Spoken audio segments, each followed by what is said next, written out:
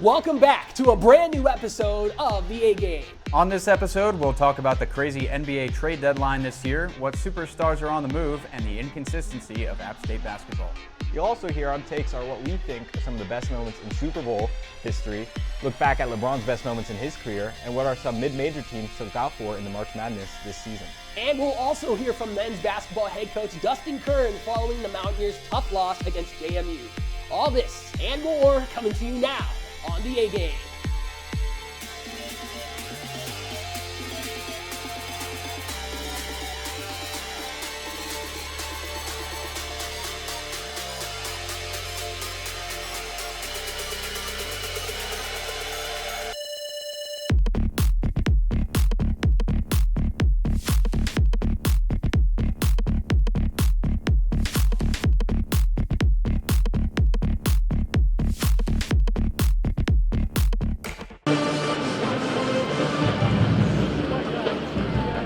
I'm Noah Cornelius, joined by Jeffrey Marson from 90.5 WASU and Lucas Warren, a new addition, also from 90.5 WASU. But guys, let's get right into it. What do you think about the wild NBA trade deadline that happened? Yeah, wild's one way of describing it. We saw 16 trades in 13 hours, and biggest of which was Kevin Durant going to the Phoenix Suns. We also saw the Lakers bolster their roster, making the move for D'Angelo Russell, Malik Beasley, Jared Vanderbilt. And then we saw, like you said, a lot of second-round picks go. It was a wild 16 hours, and I'm just excited to go into it. Yeah, some of the major takeaways, the Suns are really selling out for this championship. They don't have a very big window with guys like CP3 who's aging, and then Kevin Durant as well. He's getting up there a little bit. Yeah. But they don't really have any future now, selling away Mikal Bridges, Cam Johnson, and, of course, all those first-round picks. So it should be interesting how that plays out. I feel like the Nets are still set up for the future, but they're also still playing pretty good basketball right now, even without those stars on the team. Another trade, it was last week, but still counts for the deadline. The Kyrie trade to the Mavericks was obviously a big one. I think it's a little bit risky for the Mavericks. Again, they're kind of selling out for the championship. His contract expires at the end of the season. So it should be interesting to see how that plays out as well. Look, guys, I'm just happy because Russ is gone. The Lakers are free. I know LeBron believed in him, henceforth why they gave up Kuzma and all those other packages to get him from Washington, but I knew it was a horrible fit from the beginning. He was awful off the bench. He provided no shooting, and Darvin Ham was running Rush, Schroeder, and Beverly all at the same time. Ham, your time is coming, but that's for another day. He was a locker room vampire. But guys, watch out for D'Angelo Russell. He's going to cook. No. Hold on. People forget he averaged 21, 3, and 7 in his All-Star year with Brooklyn. He got traded for KD to the Nets to build that super team. Look what happened, karma. He brings pure scoring. He averaged 23 for Golden State and just under 20 with the Timberwolves.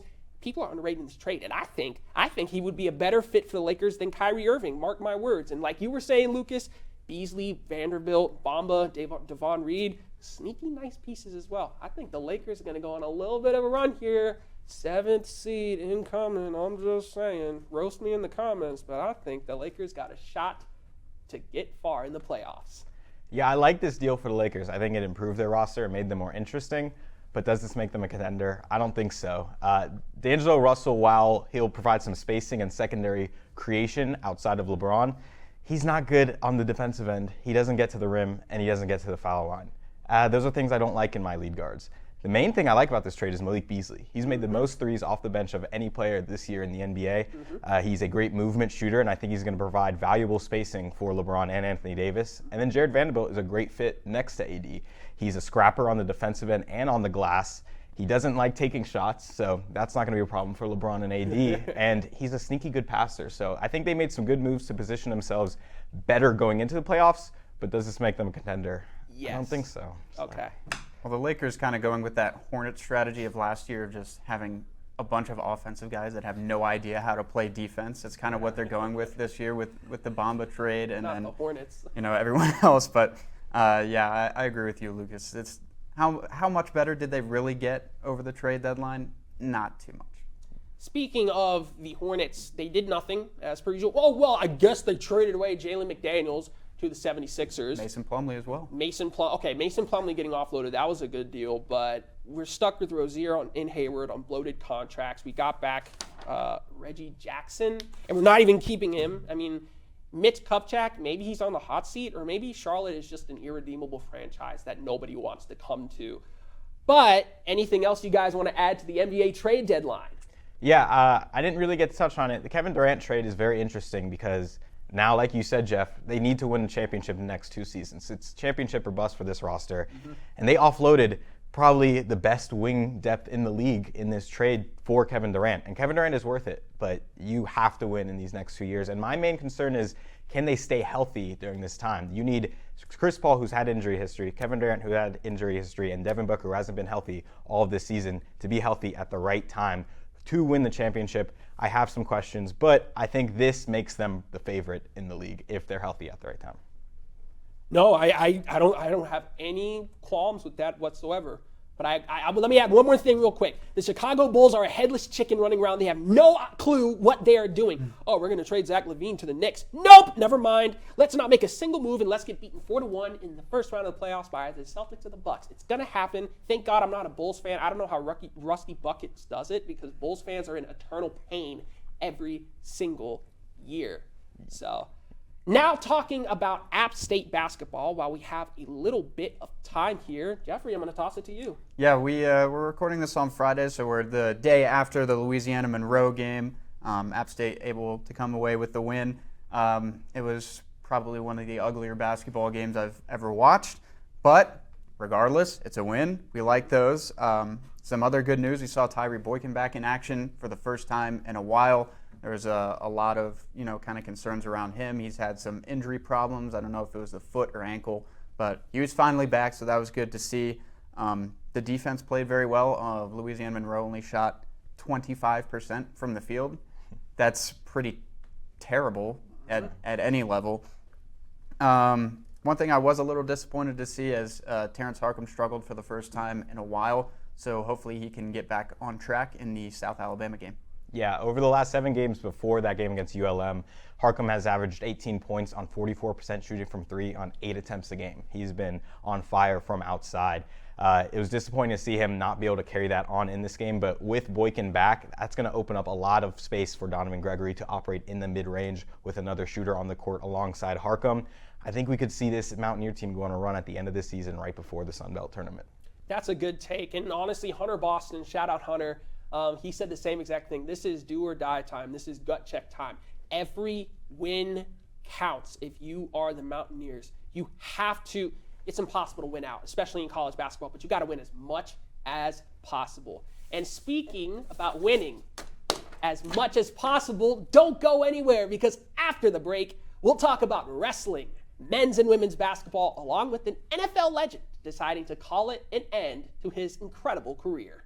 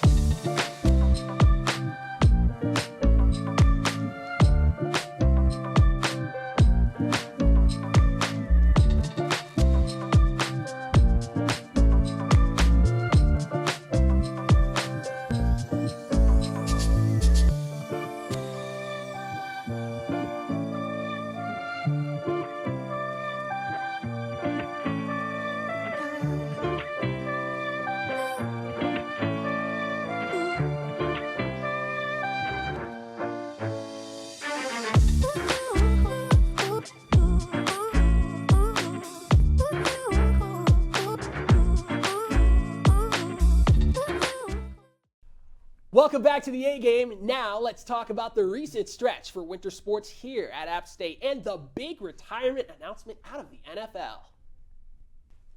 As the 20th ranked team in the country, App State Wrestling hosted the Chattanooga Mocs on Sunday, February 5th. The Mountaineers won their meet decisively 25-6. Of the 10 matches the team competed in, App State won 8 of them. To begin the event, redshirt senior John Milner, sophomore Tommy Askey, and redshirt junior Will Formato all won their matches to give the Black and Gold an early lead. The Mocs stormed back heading into the intermission, only trailing 10-6. After the break, the Mountaineers swept the rest of their matches. In mid-January, junior Sean Carter suffered an injury that ended his season. In this event, redshirt freshman Ethan Oakley stepped in for the injured Carter and defeated the 13th ranked wrestler at 133 pounds in a 5-2 decision. The other 4 matches after intermission were won through 2 decisions and 2 shutouts. The Mountaineers were strong throughout the event, but the undefeated second half secured the victory for App State. The win extends the Black and Gold's win streak to 5. The Mountaineer wrestling team is now 9-2 on the season and 5-0 in conference meets. The wrestling team gets an extended break with their next event on Sunday, February 19th against the Campbell Fighting Camels. As of right now, App State and Campbell are the only 2 remaining undefeated teams in conference play. The competition will be a battle for the Mountaineers as they look to move to 6-0. Last Saturday, the Black and Gold faced the James Madison Dukes in a Sun Belt Conference game. The Dukes got off to a hot start, and the Mountaineers could unfortunately never catch up. App State lost 63-57. Senior forward Donovan Gregory led the Mountaineers with 21 points and 9 rebounds. Sophomore Terrence Harcum added 20 points on 50% three-point shooting. The loss put the team at 13-12 on the season and 6-6 in the Sun Belt. It was a hard-fought game, but a tough loss for the Black and Gold. The Mountaineer men then traveled to UL Monroe to face the Warhawks on Thursday. This matchup was a defensive battle, but the Mountaineers came out on top, 52-45. Junior forward C.J. Huntley led App State scorers with 11 points, the only Mountaineer to score in double digits. Standout freshman Justin Abson had 8 points, 10 rebounds, and 3 blocks. App State took a 12-point lead in the half, which proved to be too wide of a margin for the Warhawks to come back. The win has the Mountaineers at 7th in the Sun Belt Conference with a record of 14-12. As the end of the season sneaks up, wins like this are extremely valuable. The next game for the Black and Gold will be against the South Alabama Jaguars on Saturday, February the 11th. The Jaguars come into the game off a loss to Troy and a losing record at 11-14. With a few games remaining, App State hopes to continue to add wins to the win column. The App State women's basketball team traveled to Coastal Carolina last Saturday to face the Chanticleers for their second matchup of the season. In the first meeting between the two teams, the Mountaineers came out on top. Unfortunately, they couldn't pull off the series sweep as they lost 70-67. Redshirt senior guard Janae Sanders led the Black and Gold with 26 points and 3 steals. Junior guard Faith Alston added 11 points and 3 steals of her own to help the Mountaineers' cause. The loss was their 4th in a row, putting them at 8-15 on the season and 4-8 in Sun Belt Conference play. App State then traveled back to Boone and hosted Georgia State on Thursday. The Mountaineers put an end to their 4-game losing streak by beating the Panthers 63-55.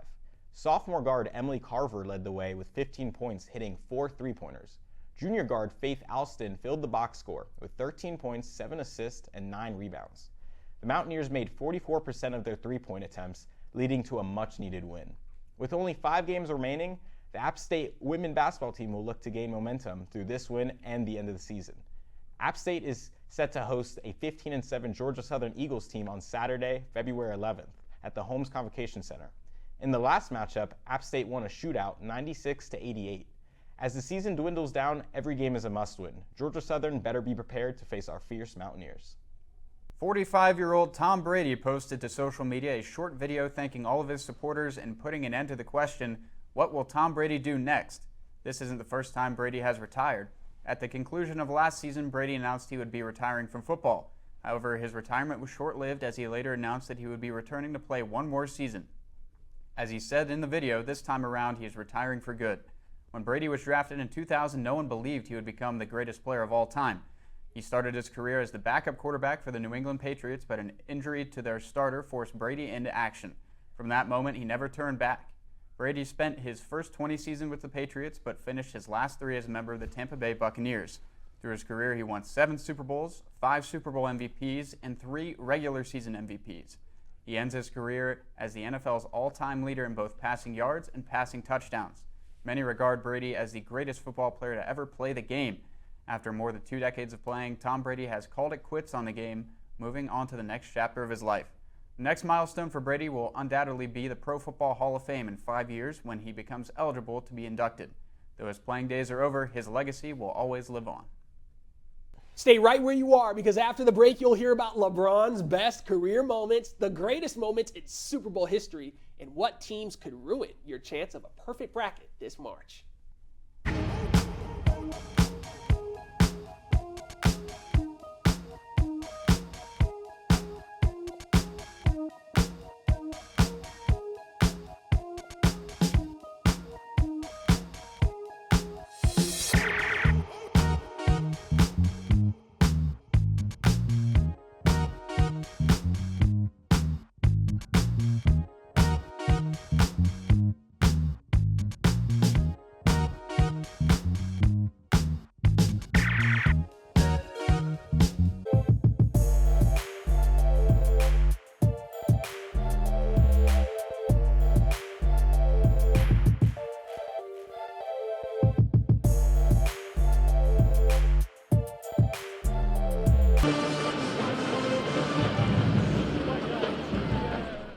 Welcome back to the A-Game. Noah, LeBron has been all the talk lately, but tell us about what you think his top career moments are so far. Well, I didn't plan this before, but we're doing this now. So, LeBron James, top 5 greatest moments. Number 5, LeBron dropped 61 on the Charlotte Bobcats March 3rd, 2014 with 61.7 rebounds, 5 assists, 22 for 30 feet from field goal range, 8 for 10 from three-point field goal range, and a plus 16 PER. Big Al Jefferson got the Bobcats out to an early start, but when you have Michael Kidd-Gilchrist guarding King James, it's over. Braun was torching bums like Gary Neal, Josh McRoberts, Luke Ridenour, Anthony Tolliver. I mean, look, the Bobcats always get cooked, especially on career nights. Carmelo Anthony dropped 62 on the same squad in January. I don't even know how the Bobcats got to the 7th seed. They got swept by LeBron anyways, again, but that's another story. Number 4, LeBron's 2007 NBA Finals run. I don't care about the fact that he didn't win it all. A 22-year-old LeBron James dragged a team of bums past prime Gilbert Arenas led Wizards 4-0 sweep. Jason Kidd, Vince Carter led Nets 4-2. And the first seed, 2000s Pistons Dynasty Pistons 4-2. Some stats for y'all. He averaged 27-9-8 in the Wizards series, 25-7-8 in the Nets series, 25-9-8 in the Pistons series, and dropped 48 in the pivotal Game 5 to send the Pistons home. Well, to keep them alive, then send them home. No one was beating the prime Spurs with Duncan, Parker, and Ginobili and Popovich. It just wasn't going to happen, especially when the Cavaliers' second leading scorer, is Larry Hughes, who only had 13 points. Number 3, LeBron scoring 38,388 to pass Kareem. Greatness. Need I say more? He's 11,706 points ahead of the next active player. That's Kevin Durant. He's not first in points, and playoff steals. He's second in finals points. Look, I can go on through the resume, but I don't have the time for that. It was worth staying up until 1 a.m. to take it all in, except when the stream crashed when he hit the step back because the whole basketball world was watching. Number 2, LeBron. 2012, Celtics Game 6, the stare, the execution, the legacy. 45 points, 15 rebounds, 5 assists on, get this, guys, 73.1% shooting.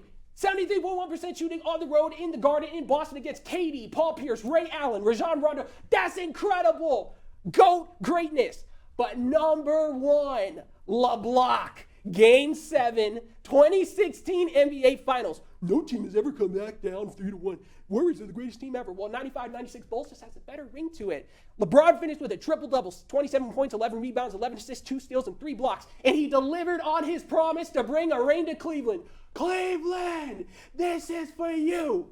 He is the greatest of all time. Now, Lucas, what's going on with Super Bowl greatest moments? Lay them on us, buddy. The greatest moments in Super Bowl history in no particular order. First up, the Pittsburgh Steelers were down by 3 with 42 seconds left to play in the game. A Super Bowl ring and a Lombardi trophy were on the line. The Steelers' offensive line blocked for their lives and gave Ben Roethlisberger the time needed to find Santonio Holmes and make the best throw of his career. Flanked by defenders, Holmes went up and snagged it out of the air and made a toe tap catch in the corner of the end zone. The pass completion ruling was challenged, but the play was upheld, and it sealed victory for the Pittsburgh Steelers in their second Super Bowl win in 4 seasons. The second Super Bowl moment is 14 years. That's how long John Elway waited for his moment. 14 years with the Denver Broncos, waiting for his moment to shine in the biggest game of the year. Up to this point, Elway had led the Broncos to 3 Super Bowls, but lost each one. Now, 37-year-old, the Hall of Fame quarterback was going to do everything in his power to claim the Lombardi Trophy. Tied at 17 with a 3rd and 6 on the Packers' 13-yard line, Elway put his head down and went airborne to pick up a crucial first down, taking a major hit in the process. And then moving on, the Butler goal line pick. This moment defines so many legacies. The Seattle Seahawks were coming off a dominant win in Super Bowl 48 and had their eyes on repeating in Super Bowl 49. The Patriots were in unfamiliar territory, haven't won a Super Bowl since 2005, as doubt was starting to face New England. After a back-and-forth game, it looked like the Seahawks were set for a game-winning touchdown after Jermaine Kearse made one of the best catches in Super Bowl history. With 22 seconds left, Wilson took the snap and looked for Ricardo Lockett over the middle of the field when unlikely hero Malcolm Butler jumped the pass and made the play of the Super Bowl. This would mark the end of the Legion of Boone, while this win propelled the Patriots and Brady to 2 more Super Bowls.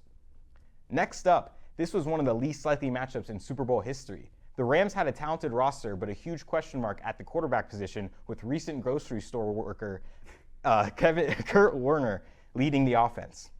The Titans had only recently taken on the name, as they were the Oilers just a few seasons before, still trying to establish themselves as a franchise. While the Titans trailed by 7 with 6 seconds to play, quarterback Steve McNair found Kevin Dyson over the middle of the field. It looked like Dyson was going to walk in the game-tying touchdown, but when we saw his outstretched hands, he was 1 yard short. And then finally, if you love a good underdog story, nothing is better than Super Bowl 42. From the AFC came the New England Patriots, who walked into this game an 18-0, looking to be the second team all-time to finish without a loss. From the NFC, the 10-6 New York Giants entered as a 12-point dog and dubbed one of the worst Super Bowl teams ever. After escaping the grasp of multiple Patriot defenders, Manning threw what looked like a prayer down the middle of the field. The football gods answered as David Tyree went up and pinned the ball against the top of his helmet, setting up a game-winning touchdown in one of the biggest upsets in sports history. Jeff, the best time in sports is approaching, with March Madness coming up. So what do you think some of the mid-major teams to keep an eye out for this year? Yeah, man, we've talked a lot on this show about, the Purdues of the world, the Alabamas, the Tennessees maybe, but I'm here to tell you about the teams, that you may not have heard of that are very good and could make a run this year in March Madness. First, I want to start with the Toledo Rockets out of the MAC Conference. They're 18-6 overall, 9-2 in conference play. They've won 8 straight to this point. They are 3rd in the nation in scoring. They've got 3 different guys that are averaging over 15 points a game. Ray J. Dennis being their leading scorer. Not that Ray J, but Ray J. Dennis, 18.9 points per game, 13.6 three-point percentage as a team. They're definitely going to be a team to look out for. But that MAC conference is tough, so hopefully that they're able to come away with the conference championship there. Looking elsewhere in the Summit League, Oral Roberts. You've heard of them before. Remember from a couple of years ago, 2021, when they went to the Sweet 16 as a 15 seed. This year, they are back and better than ever. They are 22-4 overall, 13-0 in conference play. Their last loss was November 23rd. They're 2nd in the nation in scoring. And if you remember Max Asmus from the 2021 tournament, their best player, their leading scorer, he's still in school for Oral Roberts, but he's averaging 22.5 points per game. They haven't had any competition in their conference so far this year. I expect them to walk away into the big dance. Next team, College of Charleston. They have been ranked a lot of this year. They've lost a couple of games recently, but they're still 23-3 overall, 11-2 in conference play. They went on a 20-game win streak in the middle of the season. They're averaging 80.6 points per game as a team. They have 5 players averaging double figures. 5. And that, they know how to put the ball in the bucket. Their only non-conference loss this year was on the road against a then number 1 North Carolina. This is a very, very strong team. They may end up being an 11 seed or a 10 seed in this tournament. Who knows? We'll see how that plays out.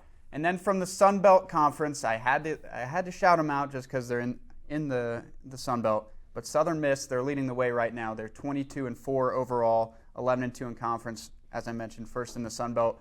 Last night they had just come off a win against Louisiana, who was tied for first going into the game. They beat them by 11 to secure first place. And then I just want to talk about a conference, the Mountain West, all the way out on the West Coast. They had 4 teams make the tournament last year. This year they've got a potential of 5 teams that can make the tournament. San Diego State, Nevada, Boise State, Utah State, and New Mexico. I would be a little hesitant on those teams because they had 4 teams from that conference make the tournament last year and didn't win a single game. But this year, maybe things are different. All 5 of those teams have 6 losses or less. So keep an eye on those Mountain West teams moving into March Madness. Jeffrey Marson, college basketball maestro. Well, stay seated, because after the break, we'll hear from Coach Kearns following another tough conference loss at home.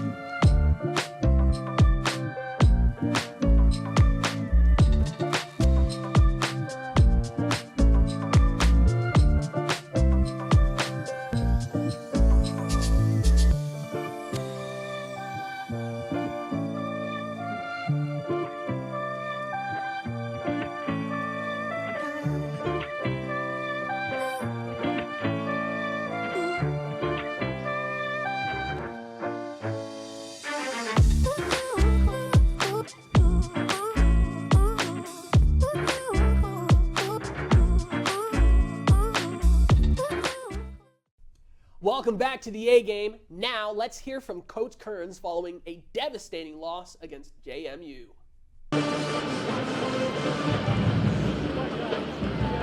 Oh, tremendous. I mean, our students were terrific, our community. I mean, it was a great crowd. I'm disappointed we didn't do our part. And so great crowd and great atmosphere. 2 tough losses this week against 2 good teams, but certainly we had beaten that team at their place, and we knew they'd come out, ready to roll, and we just got to regroup and go on the road like we've done at Old Dominion and James Madison and other places, and regroup and win. I mean, it's Sun Belt basketball, so every single game is a fight, but we just got to regroup, see where we can get better, and move on. Well, as always, thanks for tuning in to a brand new episode of The A Game. Make sure to follow AppTV Insta and the A Game Sports on Instagram to stay up to date on all things sports and all AppTV content. On behalf of myself and my wonderful co-host, have a fantastic week.